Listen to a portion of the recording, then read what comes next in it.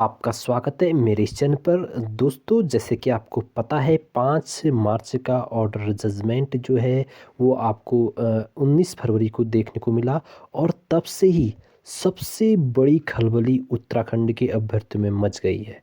तो उसके रिगार्डिंग आज यह वीडियो है और वीडियो इस संबंधित है कि काउंसलिंग जो कि छठी काउंसलिंग होनी है उसमें किसको मौका मिलेगा। ये बात सबसे बड़ी अभ्यर्थियों के बीच में संदेह वाली बनी है और इस वीडियो में जानेंगे कि किसको मौका मिल सकता है और वजह क्या है और क्या-क्या है, इस पर बात करेंगे। दोस्तों, अगर चैनल पहली बार आएँगे तो प्लीज़ चैनल को लाइक, शेयर, सब्सक्राइब अवश्य कर देना और नई अपडेट के लिए, बिल्कुल न्यू अपडेट के लिए आपको इस चैनल को सब्सक्राइब करना ही पड़ेगा। तो दोस्तों, मैं सिर्फ़ इस ऑर्डर जजमेंट में जहाँ पर ये बताया गया है, मतलब जहाँ पर सबसे ज़्यादा संदेह बना हुआ है, उस पॉइंट पर बात करते हैं और वो पॉइंट कौन-सा है मैं आपको ये बताता हूँ। आपने अगर ये पूरा ऑर्डर नहीं पढ़ा है तो मेरे इसी चैनल पर मैंने पूरा ऑर्डर एक-एक शब्द को पढ़ाया है और समझाया हुआ है, उस वीडियो को देख सकते हैं। इस वीडियो में हम सिर्फ़ दो पॉइंट पर बात करेंगे जहाँ पर क्या कह रहे हैं, उत्तराखंड के अभ्यर्थी आपस में संशय पे बने हुए हैं कि क्या होगा, किस लिए होगा। पहले अब उस पॉइंट पर बात करते हैं कि किस पॉइंट को लेकर के सबसे ज़्यादा बहस चल रही है अपने उत्तराखंड में। तो देखते हैं दोस्तों, कहाँ पर पॉइंट मैं बताता हूँ आपको, कौन सी बात वहाँ पर हुई और किसके लिए यहाँ पर लोगों में एक गुमराह सी पैदा हुई है। ये पॉइंट है, पॉइंट नंबर 7। इसको ध्यान से पढ़ना। ये कह रहा है कि श्री आवेदक या आवेदक, मतलब ये कहना चाह रहा है कि आवेदक की तरफ से की ओर से उपस्थित विद्वान यानी जिन्होंने आवेदन किया था। अब पहले ये शब्द सुनो, क्या जो वहाँ पर पेटिशनर बनने गए थे, क्या वही उन्हीं लोगों ने फॉर्म फिल किया था? आप खुद इसका निष्कर्ष निकालना। क्या उन्हीं लोगों ने फॉर्म फिल किया था या और लोगों ने भी फॉर्म फिल किया था? तो आगे पढ़ते हैं आप। सीधी सी बात है कि उन्होंने नहीं किया था, सब लगभग उत्तराखंड में एलिजिबल एनआईएस डीलर हैं, मतलब जिन्होंने टेट किया है, जिनके मार्क्स जिनके मतलब वेरीफाई जो हैं वो लगभग 700-800 के बीच में, वैसे फॉर्म 1100 के आसपास के हुए थे। तो इसको पढ़ते हैं। आवेदक की ओर से उपस्थित विद्वान वरिष्ठ वकील गोपाल शंकर नारायण का कहना है कि सूचना का अधिकार अधिनियम 2005 के तहत प्राप्त जानकारी से पता चलेगा कि 229 पद रिक्त संख्या है। देखो, आपने बीच में एक लेटर भी जारी हुआ था आरटी संबंधित, जो आपके विश्वनाथ जी ने लगाया था, अनिल कनियाल जी ने लगाया था लेटर, मतलब वायरल हुआ था। तो उस लेटर में आरटी इसीलिए लगाया गया था कि कोई बाद में इधर जो सरकार है ये वो ना कहे कि हमारे पास पोस्ट नहीं है, एक भी नहीं है। इसीलिए ब्यौरा पहले से ही मांग लिया गया गवर्नमेंट से कि आरटी के माध्यम से कि आप बताइए काउंसलिंग, इतनी काउंसलिंग होने के बाद आपके पास कितने पद रिक्त हैं। तो क्या पता चलता है, रिक्त पद हैं 279 आरटी के अनुसार। अब आगे देखो, आवेदक हैं 239। अब देखो, यहाँ पर सबसे बड़ी बात है कि सब लोग कह रहे हैं कि जो यह जजमेंट है ओनली फॉर पेटिशनर्स है। अब बताओ यहाँ पर कहाँ पर लिखा हुआ है, एक यहीं पर पेटिशनर की चर्चा, मतलब जो लोग वहाँ पेटिशनर गए हैं यहीं पर चर्चा हुई है, और कहाँ पर लिखा है कि इनको जो 239 लोग हैं सिर्फ इन्हीं को इस काउंसलिंग में शामिल करने का मौका दिया जाए।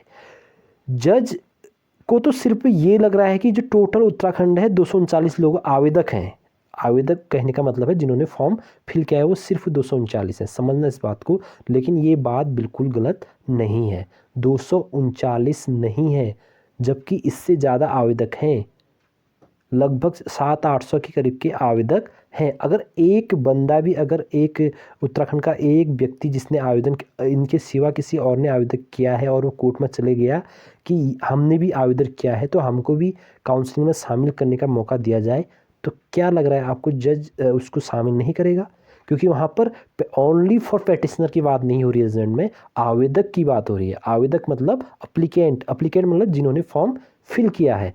तो 239 लोग नहीं हैं, और भी हैं। तो इसलिए ये जजमेंट ये बताता है कि ये ओनली फॉर पेटिशनर्स नहीं है, ये सब के लिए है, मतलब कि जितने लोगों ने इसमें आवेदन किया था। मतलब ये जजमेंट कह रहा है, आप खुद पढ़ो इसको। मैं कौन होता हूँ, मैं शायद मेरे से आप जो देख रहे होंगे वीडियो, आप शायद ज़्यादा विद्वान होंगे। मैं सिर्फ एक निष्कर्ष व्यू पर बता रहा हूँ कि क्या कहना चाह रहा है जजमेंट।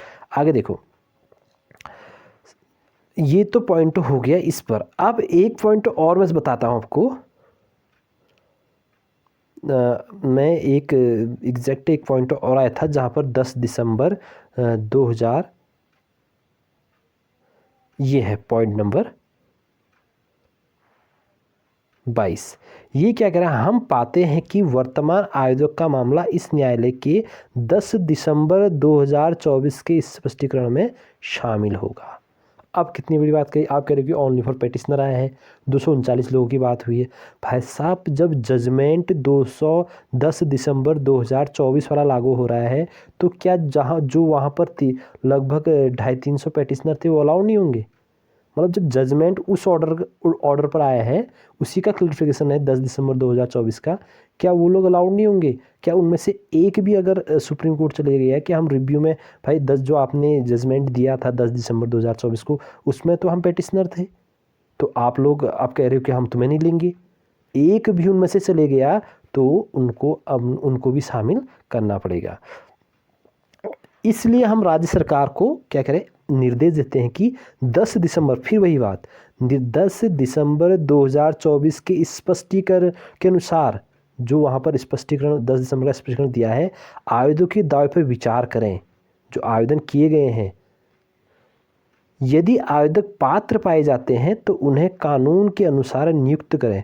ऐसा आज से 3 महीने के अंदर किए। यानी कि जो लोग आवेदक हैं, सीधी सी बात कह रहा है जज ने सीधी बात कही है कि जो लोग आवेदक हैं, अगर वो कानून के अनुसार पात्र हैं, तो ऐसा आज से 3 महीने के अंदर उन्हें भर्ती काउंसलिंग में शामिल करें। तो ये 2 पॉइंट सबसे ज़्यादा इम्पोर्टेंट हैं इसमें, जो दुविधा बनी हुई है लोगों में कि सिर्फ पेटिशनर के लिए यह डिसीजन है। पेटिशनर के लिए डिसीजन नहीं आया है, सिर्फ वहाँ आवेदक की बात की गई है। जबकि जो भी शंकर नारायण जो वकील थे, वरिष्ठ वकील थे विश्वनाथ जी के, उन्होंने ये बात वहाँ पर रखी। आपने सुना होगा, हियरिंग नहीं सुनी तो आप फिर से सुना। उन्होंने खुद कहा कि इतने आरटी के माध्यम से इतने पोस्ट हैं, इतने ये हैं, तो ये तो गुमराह करने वाली बात जैसी वहाँ पर रखी गई। अगर एक पेटिशनर भी अन्य कोई चले जाता है तो सीधी सीधी बात है, सबको मौका मिलने वाला है, आप चिंता मत कीजिए। लेकिन इसमें सबसे बड़ा अभी जो रोल होने वाला है वो गवर्नमेंट का रोल होने वाला है।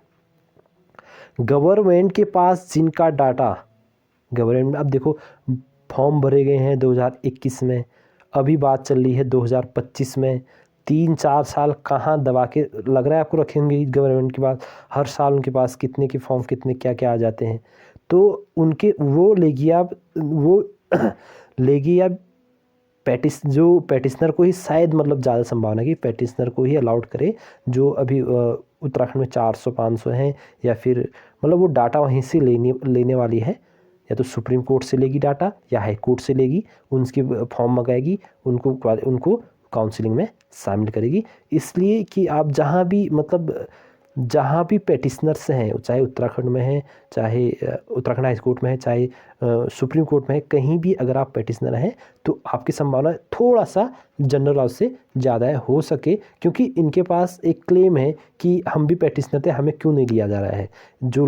क्योंकि जो लोग पेटिशनर कहीं भी हैं, चाहे हाई कोर्ट में है, चाहे सुप्रीम कोर्ट में, कहीं भी पेटिशनर है, तो अगर वो एक भी क्लेम कर देंगे जज के सामने कि हम भी तो पेटिशनर है, हमारा डाटा भी सब यहाँ पर मौजूद है, हमारा डाटा भी गवर्नमेंट को भेजिए और हमें भी इसमें शामिल कीजिए, तो बात ये है। और गवर्नमेंट कौन से पेटिशनर को लेना चाहिए ये भी डिपेंड करती है कि वो 239 वाले ले या फिर रिव्यू वाले ले, चाहे हाई कोर्ट के लिए सबसे ज़्यादा डिपेंड गवर्नमेंट पर ही करता है, वो जनरल ले। लेकिन जनरल का थोड़ा सा कम इसलिए है ना, इस जनरल कम होने का कि उसके बाद अभी शायद मुझे लग रहा है कि अब डाटा बचा नहीं होगा उतने 4 साल पहले का, सब लोगों के फॉर्म लगभग 800-900 फॉर्म उनके पास बचे हों, ऐसा शायद ना हो, बट हो भी सकता है कि कहीं हो।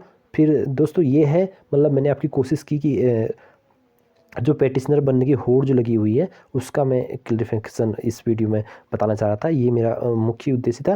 दोस्तों फिर मिलेंगे एक नेक्स्ट वीडियो में। अगर चैनल पर पहली बार आए हैं तो प्लीज़ चैनल को लाइक शेयर सब्सक्राइब अवश्य करना। जैसी कोई नई अपडेट आएगी मैं तुरंत आपको बताऊंगा इससे रिलेटेड। उत्तराखंड प्राथमिक शिक्षक भर्ती संबंधित। फिर मिलेंगे दोस्तों, नमस्ते।